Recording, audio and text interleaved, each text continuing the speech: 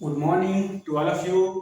आज हम कंपनी अधिनियम में प्रमोटर के बारे में चर्चा करने जा रहे हैं, प्रवर्तक के बारे में चर्चा करने जा रहे हैं कि प्रवर्तक है क्या, प्रवर्तक का काम क्या है, प्रवर्तक का क्या अधिकार है और उसकी क्या दायित्व है।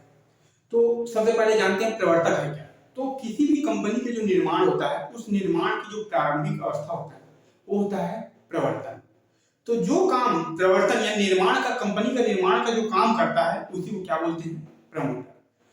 कंपनी कैसे होगा, किस प्रकार संचालित किया जाएगा, कंपनी का क्या उद्देश्य रहेगा, उसका नाम क्या रहेगा, कितना उसमें पूंजी लगाना है, कौन कौन इसके जो सदस्य बनेंगे, इन सब मामलों के बारे में जो एक सिस्टमैटिक तरीका बनाता है वह जो होता है प्रवर्तक, प्रमोटर। प्रमोटर के बारे में एक डॉक्टर हेनरी हालैंड है, वो बोलते हैं एक सफल प्रवर्तक धन का निर्माता होता है। धन का निर्माता होने के साथ साथ वह आर्थिक पैगंबर होता है, यानी पैसा कहां पे आज से आएगा इसके बारे में जान कर जाता है।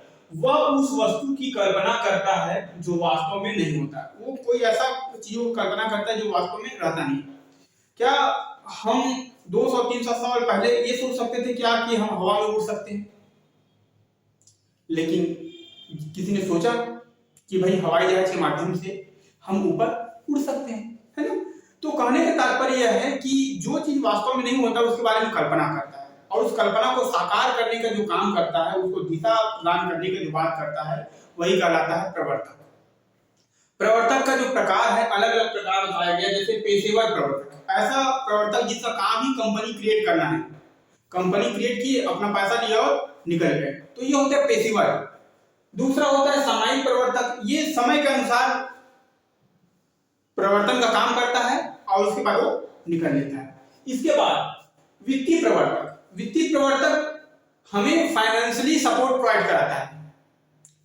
इसके बाद है तकनीकी प्रवर्तक, ऐसा प्रवर्तक जो तकनीकी ज्ञान के माध्यम से बना हुआ है। प्रवर्तक की सूची में वो अपने टेक्निकल नॉलेज के लिए बना हुआ है, तो ऐसा भी होता है। और एक विशिष्ट संस्था, कोई प्रवर्तक कोई व्यक्ति होना बहुत आवश्यक नहीं है, उसकी संस्था भी प्रवर्तक का काम करता है। तो ये अलग अलग तरीके का जो है प्रवर्तक होते हैं। चलिए बात करते हैं प्रवर्तक का क्या क्या गुण होना चाहिए, उसकी फीचर्स क्या है। ठीक, तो पहला दूरदर्शिता, प्रवर्तक ऐसा होना चाहिए जो दूर की सोचे। आज कोई काम करना है लेकिन आने वाले सालों में क्या हो सकता है उसके बारे में सोचे, दूरदर्शिता उसके पास होना चाहिए। ठीक है। साहसी, वो साहसी होना चाहिए। साहसी का मतलब क्या है कि किसी काम को करने के लिए साहस की जरूरत पड़ता है। अब ऐसा नहीं कि मारपीट करना है, नहीं। साहसी का मतलब हम रिस्क बियर कर सकते, ऐसा। इसके बाद संगठन करता, किसी भी संस्था को चलाने के लिए संगठन का होना बहुत जरूरी है, तो वो संगठन में व्यक्तियों को जुटाने का उसके पास क्षमता होना चाहिए। इसके बाद ईमानदार और पारिश्रमिक, किसी भी कंपनी का प्रवर्तक जो होता है वह परिश्रमी होना चाहिए और ईमानदार होना चाहिए, तभी वो कंपनी संपन्न हो पाएगा।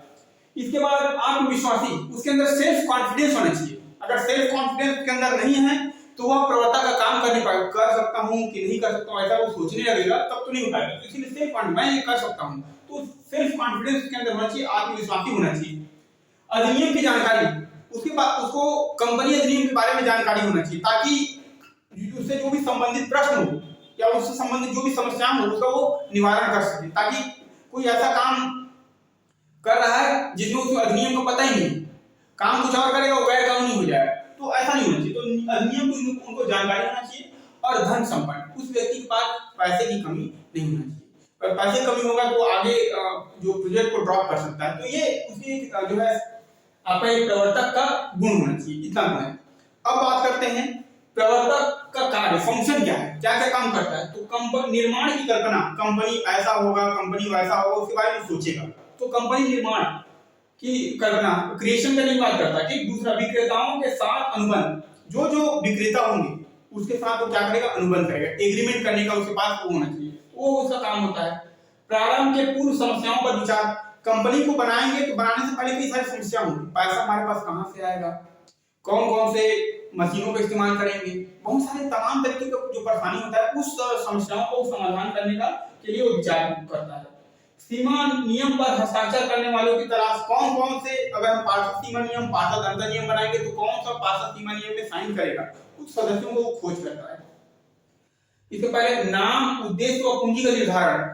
कंपनी का क्या नाम होगा, कंपनी का ऑब्जेक्टिव क्या है, उद्देश्य क्या है, और कंपनी का पूंजी कितना होगा, उसका क्या करता है, निर्धारण करता है। Determination of name, capital and objective. उसके बाद प्रथम संचालक की नियुक्ति, appointment of first director. Company अधिनियम में जब भी कोई कंपनी बनता है तो उसमें प्रथम संचालक की नियुक्ति करते हैं कि पहला डायरेक्टर कौन होगा, तो उसका लिए ये काम करता है संचालक की नियुक्ति। वैधानिक सलाहकार, बैंकर, अंकेक्षकों की नियुक्ति। हमारा वैधानिक सलाहकार कौन होगा, हमारा लीगल एडवाइजर कौन होंगे, कौन किस वकील को हम रखते हैं अपना लीगल एडवाइजर के तौर पे। दूसरा, हमारा बैंक कौन है, किससे हम फाइनेंस कराएंगे, तो वो हमारा एक बैंकर की बात करेगा। उसके बाद अंकेक्षक की नियुक्ति, ऑडिटर हमारा कौन होगा, कौन हमारा सीए रहेगा, इसका नियुक्ति भी का काम करने वाला कौन है, प्रमोटर है। आवश्यक प्रलेख तैयार करवाना, कौन कौन से डॉक्यूमेंट आवश्यक है उसको हमको क्या करना है, तैयार कराना है। चाहे प्रॉस्पेक्टस की बात करते हैं, चाहे मेमोरेंडम ऑफ एसोसिएशन की बात करते हैं, आर्टिकल ऑफ एसोसिएशन की बात करते हैं, ठीक है, इन सब चीज। सम्मेलन का प्रमाण पत्र प्राप्त करना, इनकॉर्पोरेशन का हमको सर्टिफिकेट प्रोवाइड कराना है। हमको इनकॉर्पोरेशन का जब तक हमको सर्टिफिकेट नहीं मिलेगा तब तक हम बिजनेस को शुरू नहीं कर सकते, तो ये एक काम करना है उसको। प्रविवरण का निर्गमन, प्रॉस्पेक्टस को इशू करेगा, तो जब तक प्रॉस्पेक्टस बताएगा नहीं तब तक उसको फंड जनरेट नहीं हो पाएगा, है ना। इसके बाद अभिगोपन संबंधी अनुबंध करना, अंडर राइटिंग, किसको हम अपना अंडर राइटर बना रहे हैं, जो हमारा शेयर को, डिबेंचर को भिजवाने में मदद करेगा, तो उसको हम उनके साथ अनुबंध करेंगे। पूंजी का निर्गमन, कैपिटल को इशू करने की बात करता है। इसके बाद है स्टॉक एक्सचेंज में आवेदन भेजना, हम स्टॉक एक्सचेंज में एप्लीकेशन भेजेंगे कि हमारी कंपनी है, इसमें इसके जो शेयर है और डिबेंचर है उसको बेचने का हमको अनुमति दिया जाए, ऐसा। इसके बाद प्रारंभिक व्यय को भुगतान करना, जो जो प्रीलिमिनरी एक्सपेंसेस है, प्रीलिमिनरी प्रारंभिक व्यय मतलब कोई भी कंपनी बनने से पहले बहुत सारे खर्चे होते हैं, उस खर्चे को भुगतान करना, प्रीलिमिनरी एक्सपेंसेस, चाहे प्रॉस्पेक्टस की बात करें, चाहे मेमोरेंडम ऑफ एसोसिएशन की बात करें, आर्टिकल ऑफ एसोसिएशन की बात करें, इन सब को बनाने में और उसको कंप्लीट कराने में खर्च आता है। व्यापार प्रारंभ करने का प्रमाण पत्र प्राप्त करना, अब हमारा इनकॉर्पोरेट हो गया, अस्तित्व में आ गया, इनकॉर्पोरेशन मतलब अस्तित्व में आना। उसके बाद हमको बिजनेस करने का, शुरू करने का, स्टार्ट करने का प्रमाण पत्र लेना पड़ता है। तो इतना कार्य जो है हमारा जो है ये आपका प्रमोटर करता है, कंपनी के प्रवर्तक करता है। उसके बाद कंपनी के प्रवर्तकों का अधिकार क्या है, क्या क्या उसके राइट्स है। तो पहला, प्रारंभिक व्यय पाने का अधिकार, प्रीलिमिनरी एक्सपेंसेस को भुगतान किया हुआ है, उस पैसे को कंपनी से प्राप्त करने का उसको अधिकार है। दूसरा, सहप्रवर्तकों से अनुपातिक राशि प्राप्त करने का अधिकार, अगर किसी कंपनी को अलग अलग लोगों ने मिलकर बनाया है तो उसके साथ सामूहिक रूप से ये भी उसके मेंबर हैं, तो उससे भी वो क्या कर सकता है, पारिश्रमिक अपना रेम्युनरेशन प्राप्त कर सकता है अनुपातिक तौर पे। इसके बाद पारिश्रमिक पाने का अधिकार, वो जो काम कर रहा है उससे उसको रेम्युनरेशन पाने का अधिकार है। तो रेम्युनरेशन किस किस माध्यम से पा सकता है, कौन कौन से फॉर्म हो सकते हैं, तो पहले कमीशन के रूप में, कमीशन नहीं है और साइड हो गए।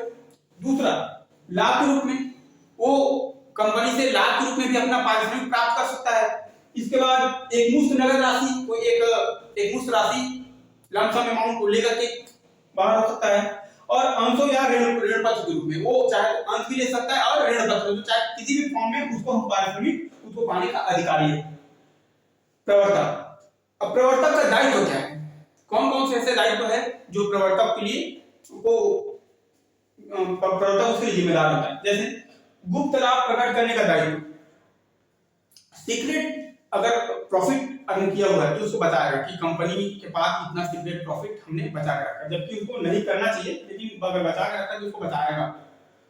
संपत्ति क्रय के संबंध में दायित्व, संपत्ति क्रय किया है और उससे अगर नुकसान हो रहा है, कंपनी को नुकसान हो रहा है, तो उसका भरपाई करने का इसको जिम्मेदारी होगा। प्रविवरण में वैधानिक त्रुटियों के लिए उत्तरदायित्व, अगर प्रविवरण प्रॉस्पेक्टस बनाते समय कोई गलती हुआ है, कोई लीगली उसमें मिस्टेक हुआ है, तो उसके लिए जिम्मेदार कौन होगा, प्रमोटर। प्रविवरण में मिथ्या वर्णन या कपट के दायित्व, अगर कोई मिथ्या वर्णन किया है, मिसकंडक्ट की बात करते हैं या उसके लिए फ्रॉड की बात कर रहा है, ऐसा भी किया गया है तो उसके लिए वो प्रवर्तक जिम्मेदार होगा। मृत्यु होने पर दायित्व, यदि कोई ऐसा दायित्व बनता है जिसका भुगतान करना प्रवर्तक का काम है और उस प्रवर्तक का मृत्यु हो जाता है, तो ऐसी स्थिति में उसकी संपत्ति को बेच करके उस राशि को वसूल करने का अधिकार होगा कंपनी को, ठीक है। तो ये उसके लिए उत्तरदायित्व है। दिवालिया होने पर दायित्व, अगर प्रमोटर अगर दिवालिया हो गया तो उसकी जो संपत्ति को बेच करके जो भी पैसा मिलेगा प्रोपोर्शनल रूप में इसको भुगतान करने का जिम्मेदारी रहेगा। समामेलन के पूर्व किए गए कार्यों के लिए दायित्व, अगर समामेलन के पहले अगर कोई कार्य किया गया है, कंपनी की तरफ से एग्रीमेंट कर लिया है, और जबकि कंपनी समामेलन होने के पश्चात दायित्व में आता है, उसमें अस्तित्व में आता है, तो ऐसी परिस्थिति में वो उसके पहले किए गए कार्यों के लिए क्या होगा, उत्तरदायित्व होगा। उससे होने वाले नुकसान की भरपाई ये खुद करेगा। निस्तारा की रिपोर्ट पर दायित्व, अगर लिक्विडेटर है वो अपना रिपोर्ट भेज रहा है कि इस रिपोर्ट में पाया गया कि इसने कपट किया है, फ्रॉड किया है, तो उसके लिए ये जिम्मेदार होगा, ये उसकी भरपाई करेगा। कर्तव्य भंग के लिए दायित्व, अगर किसी प्रकार का कर्तव्य को इसने भंग किया है तो ऐसी स्थिति में भी ये इसका दायित्व बनता है। और अपराध के लिए दायित्व, अगर किसी प्रकार का ये अपराध करता है, आपराधिक प्रवृत्ति हुआ है या उसके खिलाफ आपराधिक प्रवृत्ति पाया जा रहा है, तो उसके लिए क्या होगा, ये दोषी पाया जाएगा, और दोषी पाने के बाद इसको दंडित किया जाएगा। वो फाइनेंशियली रूप से तो करेगा, साथ साथ इसको कारावास भी हो सकता है। तो इस प्रकार से इस वीडियो के माध्यम से हमने आपको प्रवर्तक का काम क्या है, प्रवर्तक का क्या कार्य, प्रवर्तक क्या अधिकार है, प्रवर्तक का उत्तरदायित्व क्या है, इसके बारे में बता दिया। अगर आप इस वीडियो को अच्छे से देखेंगे और अच्छे से समझेंगे तो आपका एक प्रश्न आराम से बन जाएगा। ठीक है, धन्यवाद।